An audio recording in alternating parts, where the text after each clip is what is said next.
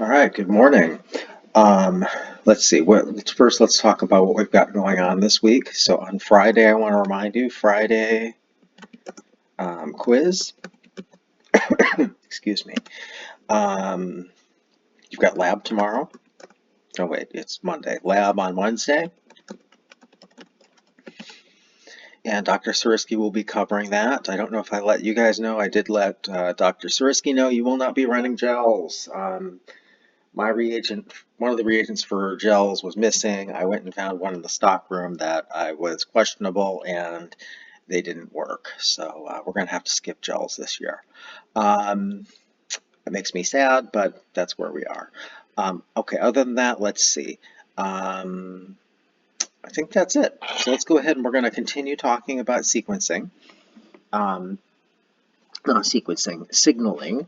And so the first thing, last time we talked about, we had our three major categories. We have 6 different types of signaling systems we talked about, but our three major types of signaling systems are, we talked about receptor enzymes.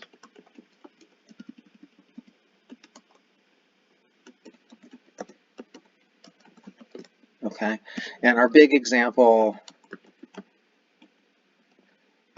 is the insulin receptor.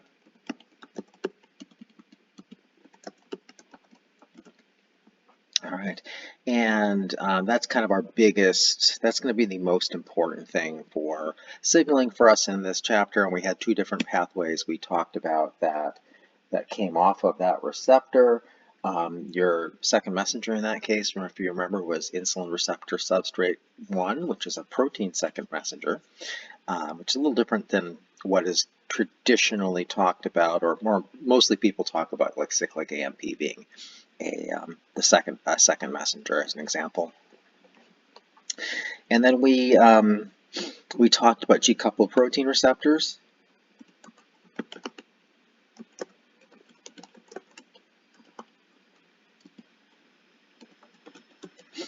Okay, and our example for that was the epinephrine receptor.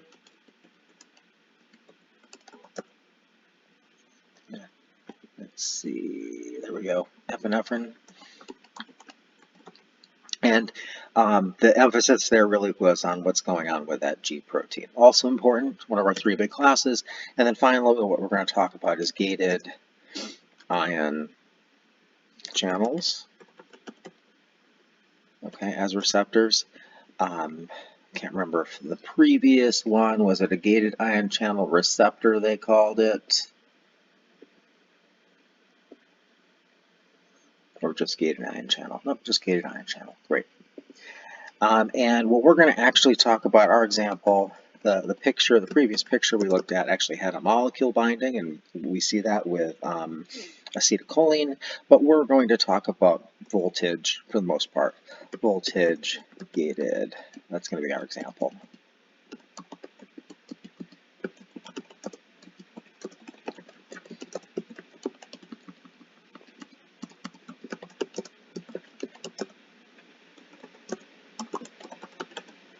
Okay, and we'll see that below. Get to that really quickly. All right, so voltage gated ion channels occur in your nerves when they're transmitting signals. We're going to look at it right here in terms of a kind of square cell, and then we'll look at it in terms of a signal down an axon, and then to another, across the junction to another nerve cell. An important point to talk about here is that so these are voltage gated, which means they're going to respond to a change in potential across the membrane, and that change in potential in cells is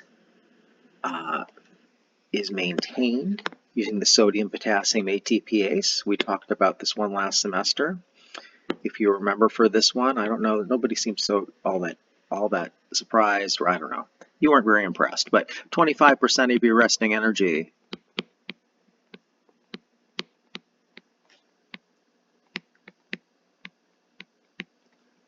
of your resting energy. So this in humans, 25% of your energy goes into pumping sodium out of your cells and potassium into your cells. 3 sodiums go out, 2 sodiums go in. And because that's the case, since 3 go out and 2 go in and they're both positive, we end up with more positives outside than we end up with inside. So you have this potential where it's more positive outside the cell than it is inside the cell. Cells can then take advantage of that. You can have that sodium, or actually what they're showing here is sodium will move then spontaneously from outside to inside. Potassium will move spontaneously from inside to outside. Because of the potential difference, calcium, because it's more negative inside, will spontaneously move from the outside to the inside, and because of the potential difference, but chloride will spontaneously move outside.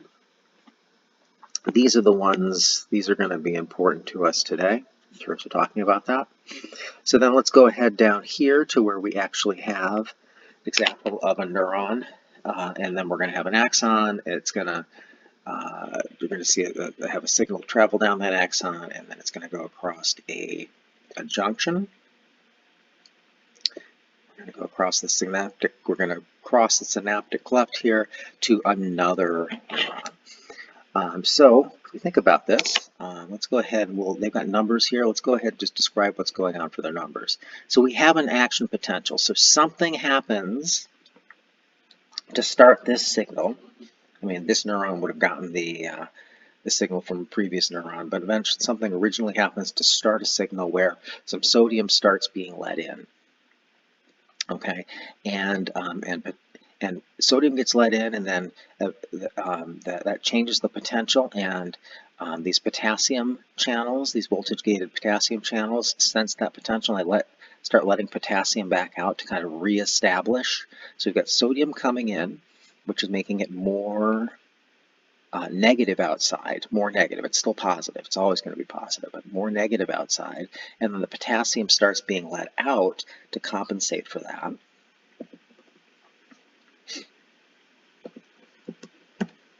Whoops. Let's go back up. Let's make sure these numbers are up near what we're looking at. Okay. So we're going to say sodium-gated channels, or voltage-gated sodium channels, we should say.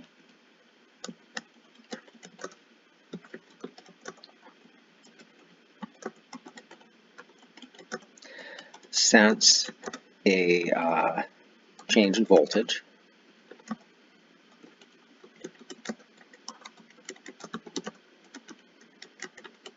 Okay, and when we talk about sensing a change in voltage across the membrane, what they're going to do is they're going to change shape.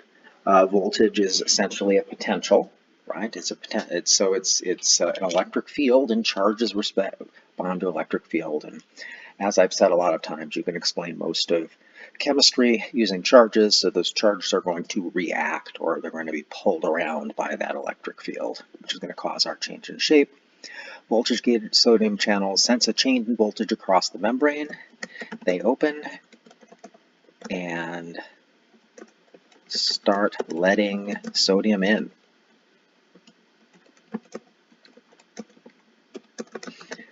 This changes the local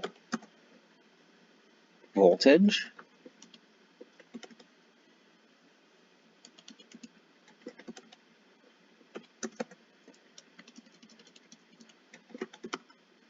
Okay, and then what happens is you've got this sodium channel right here that senses it. It opens, it changes local voltage. And you can imagine we end up with a sphere of changed voltage here around it. And that sphere gets bigger, and then it hits this other sodium channel one more down. That sodium channel now senses the voltage change. This changes local voltage.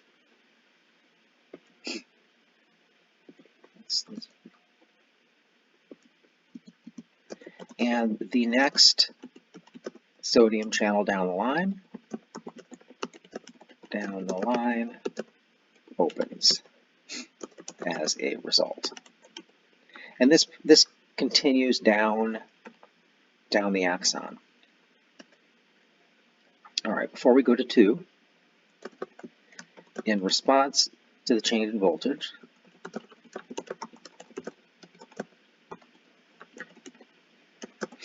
potassium channels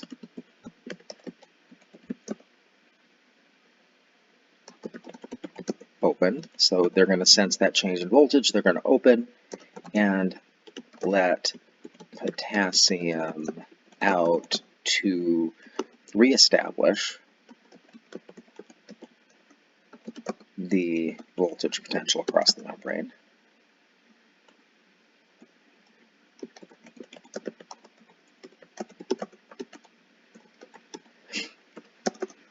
And you could imagine that this doesn't actually, since there's not as many of those inside as there are sodiums outside, you could imagine that this doesn't completely reestablish the voltage potential, but it starts moving it in the right direction. Also, another thing you want to think about is that if you're always pumping sodiums out and potassiums in, and you never let potassiums out, eventually you'll end up with so many potassiums in that you can't actually pump them in anymore, and that sodium potassium ATPase would stop. But what we're going to just go with for now, this explanation that we're going to reestablish the voltage potential across the membrane. But remember, for this system, so we're showing the changes here, but those sodium potassium ATPases are constantly running. Okay, so that's what happens with the potassium channels. That signal is going to continue down the axon until it gets close to the synaptic cleft. When the action potential, so this is called an action potential, where the voltage is changing.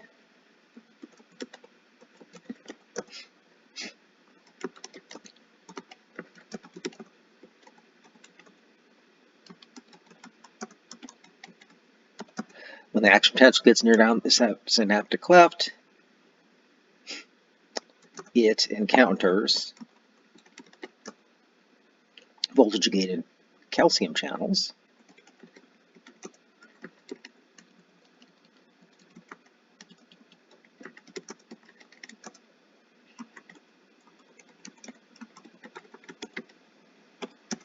Okay, they're going to open and let calcium in.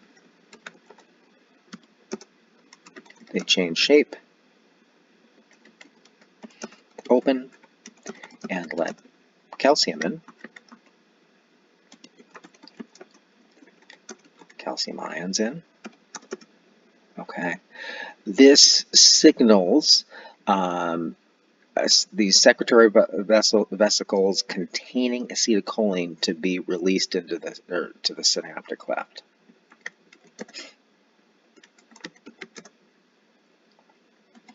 So we'll say this signals vesicles containing acetylcholine. So we're on 2 right now.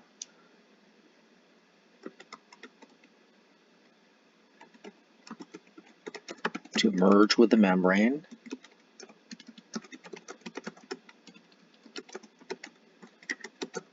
And release acetylcholine into the synaptic cleft.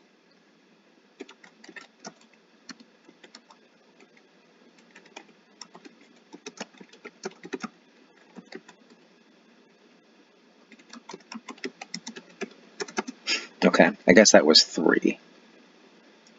Let's go ahead and make that 3. Okay, then 4, what happens is the acetylcholine is going to diffuse across the cleft, and it's going to bind to, these aren't voltage gated now, right? These are going to be, they're going to be acetylcholine gated, we'll call them. We'll call them acetylcholine receptor ion channels, because that's what the word they use, but they're going to be acetylcholine gated. The acetylcholine diffuses across the cleft and binds to acetylcholine receptor ion channels.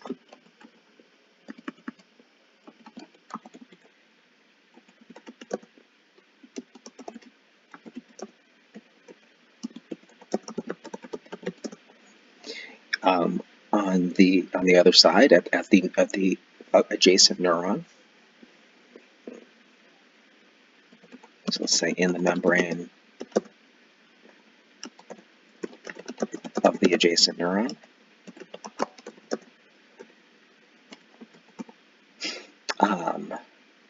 That's 4. These channels open and let sodium and calcium into the adjacent neuron.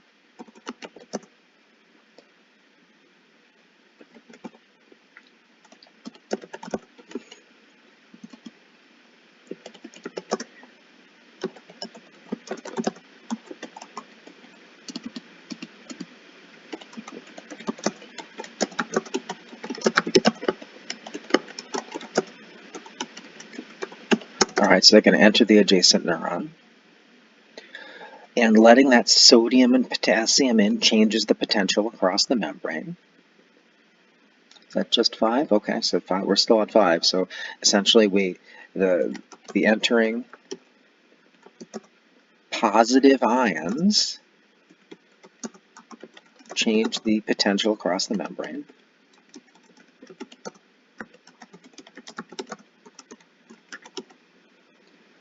Transferring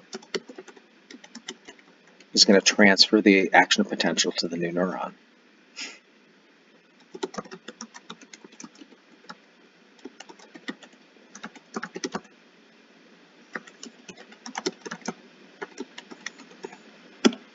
And that's essentially how this works. Okay, and then that action potential would travel down that neuron until it reached another neuron.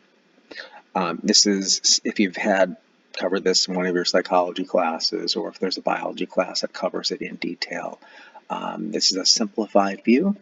So it depends on what level they're looking at it, but this is the level that we're going to want to look at it in our class this year. Okay, so please let me know if you have questions on this. This completes what we're going to talk here about for signaling. And now we're going to move on. We're going to start into nucleic acids. So we're actually done with our metabolism-based, energy-based metabolism discussion for the semester. We're going to spend the rest of the semester talking about DNA, RNA, protein, essentially. Not just straight through that. We're going to talk about some of the characteristics and repair of DNA and things like that, structures and or macrostructures of DNA and things like that. But also we're going to talk about the making of RNA and the making of protein.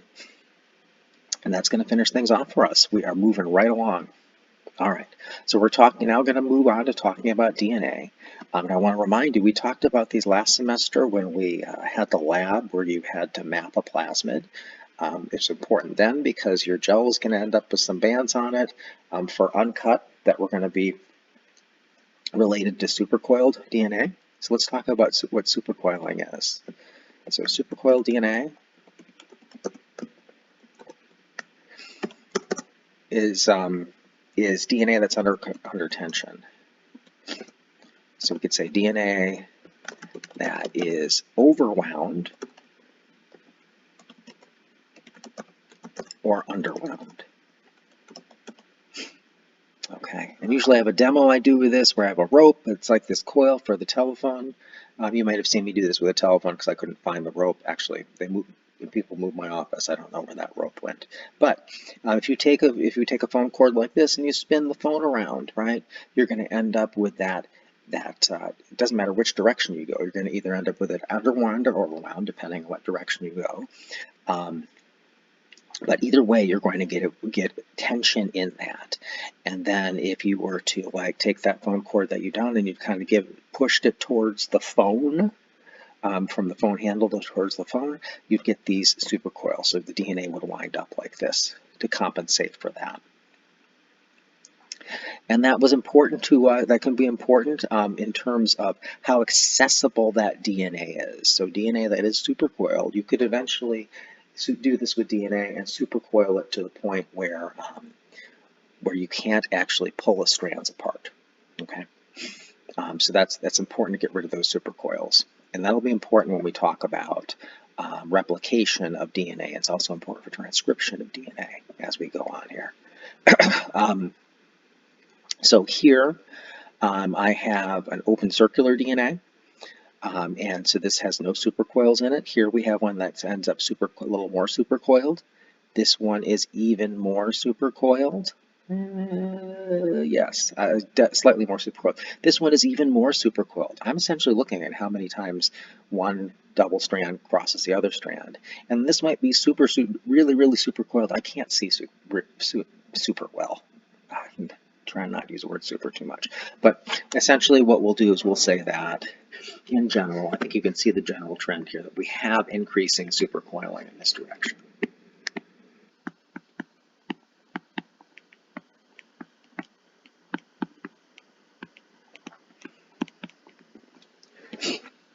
Okay, and you can see that the area essentially swept out by the DNA decreases as it becomes more supercoiled. And you can actually see that on a agarose gel. So supercoiling, this is a plasmid, supercoiling, that was a plasmid up above as well.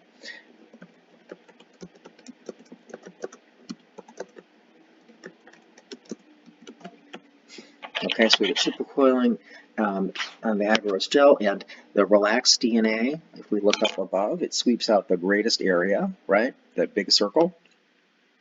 And so it's going to move slowest down this gel, even though all these pieces of DNA are the same molecular weight. And then if you have highly supercoiled DNA, it's going to scrunch up, it's going to all, this is DNA that has a bunch of different numbers of supercoils, but all of them are a lot. If we look at this, it's really cool. You can actually see, so this is one supercoil, not that, that's two supercoils, because there's a band above it. So that's probably two, that's probably one above it. That's three supercoils. That's four supercoils. Very neat. Actually, some of my graduate research was done looking at supercoiled DNA, trying to, gosh, I don't even remember why I was doing it now, but yeah, I cared about supercoils and how many supercoils I had. My graduate research was we had inorganic complexes that were binding to DNA, and you could do that in a sequence-specific manner. And maybe I was looking at how tightly things bound depending on how many supercoils there were. Not sure. Okay, but as we said, you've got this wound up DNA here, and the more tightly wound it is, and here's where I wish I had that rope demo, because essentially if you take a rope and it's twisted and you twist it, twist it, and twist it, you can show that you can't pull the strands apart. It's pretty good. I actually had a quick video. Maybe I don't know if I'll be able to find it again, but we'll see on that. Well, let's just see if I can find it right now. I had a video. I sort of liked it. It was super short. Let's go to YouTube and look at that. Didn't quite do what I wanted. So let's see, supercoiled.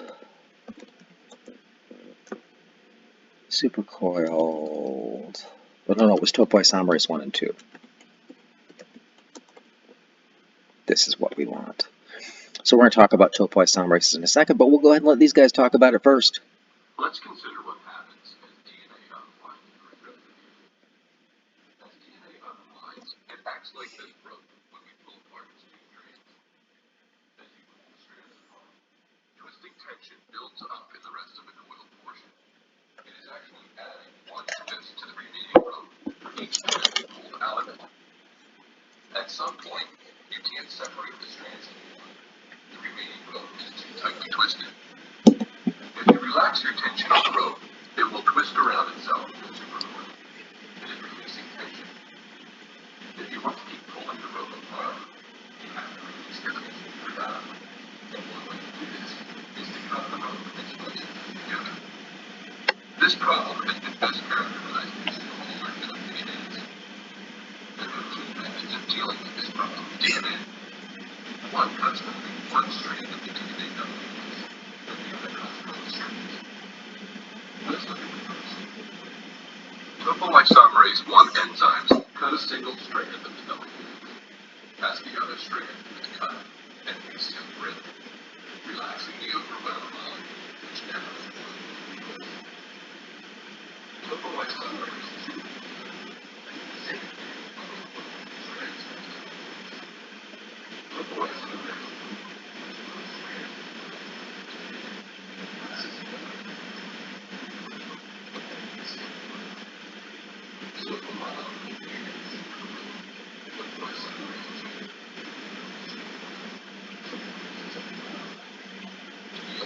So, did you know that sugar was cinnamon outside of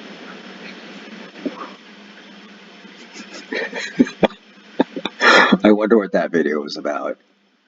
Anyway, I'm not sure, but um, let's see. So we've got so you saw that we had that it could supercoil that DNA. They did the demo with the rope, right? And they showed that you can't. Eventually they showed you how it winds up into supercoils, which is really cool.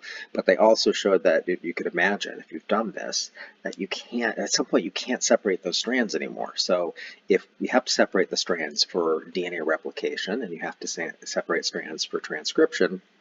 So if you can't get rid of those supercoils, eventually replication and transcription are going to stop, which is a bad thing. So supercoils need to be removed. Sometimes they're even added from DNA. So supercoils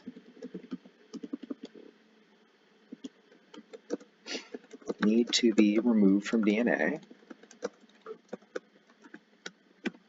Okay. There are two types of enzymes that do this. There are two enzymes that do this.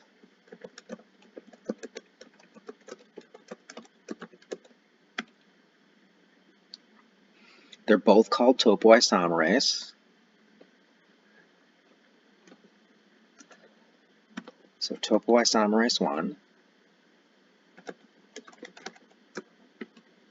Okay, and I don't care so much about the mechanisms here, but I do care about what I'm about to write. So they talked about topoisomerase 1 only breaking one strand.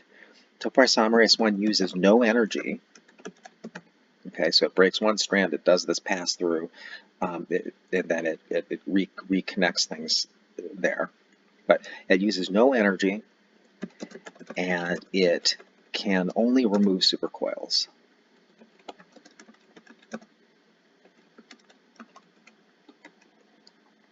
Okay, and it can remove positive or negative supercoils. All right, topoisomerase 2, it uses ATP. It's going to break both strands, like they said. It's using energy, and it can only use ATP, and it can remove or add supercoils. Okay, and so when we think about our bacteria, I actually don't know when our plasmids come out of bacteria supercoiled. And at this point, I don't really know whether it's because there are topoisomerase 2s in there that are adding supercoils. I don't even know what that is. I'll have to check it after we're done. But we have topoisomerase 2s, it uses ATP, and it can remove or add supercoils. So I don't know whether our plasmids come out of bacteria as supercoiled because we've got a topoisomerase 2 adding them, or if it's just the result of actually replicating that DNA.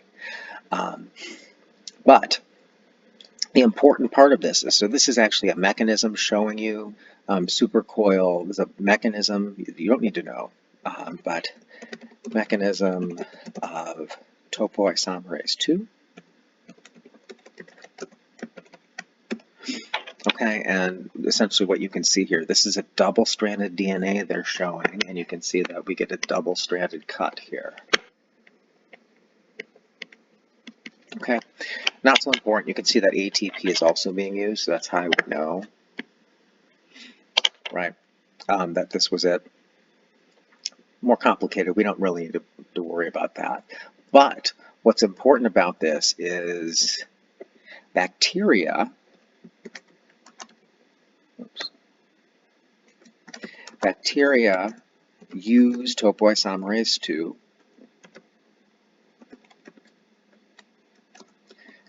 during replication, and we do not.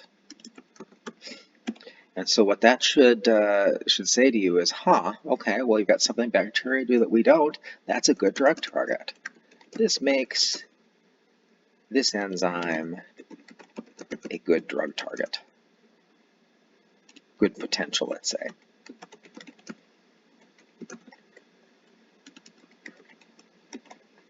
There might be other things that would make this not a good drug target, but that makes this a good potential drug target. And so we have this set of compounds called fluoroquinolones. Fluoroquinolones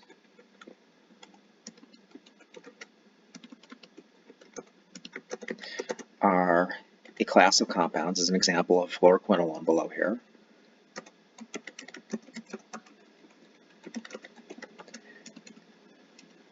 Or let's say a class of antibiotics, make it more specific, that can be used to treat antibiotic-resistant bacteria. You probably haven't gotten a fluoroquinolone when you've gone to your GP, but if you're in the hospital, they're going to be administering fluoroquinolones.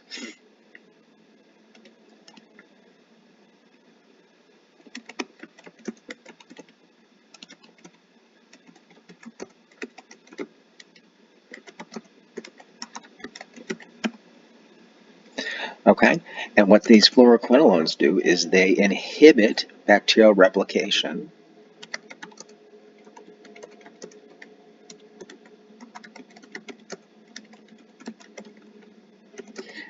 They inhibit they essentially bind to the topoisomerase 2 during replication, and they stop it after it's made the break on the strands.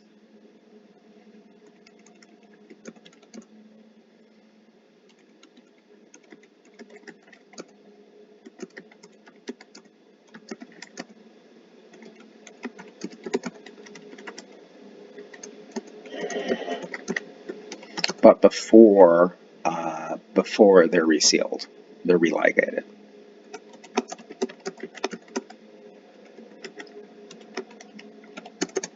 So essentially what's going on here,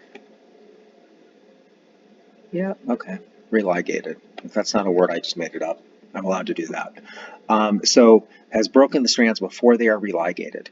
And so essentially what happens to a bacterium that that's being treated with fluoroquinolones is, as it tries to replicate, it essentially acquires more and more double-stranded breaks in its DNA, and it eventually dies. All right, I was then going to go on to DNA structure. We're only a half hour in here, but what I think I'm going to do is try and break these sorts of videos up. So this will be today's video. I will try to maybe get one up tomorrow as well, and we'll have maybe a set of shorter videos for this. I hope you guys are having a good week. Reach out if you need help with anything, and take care.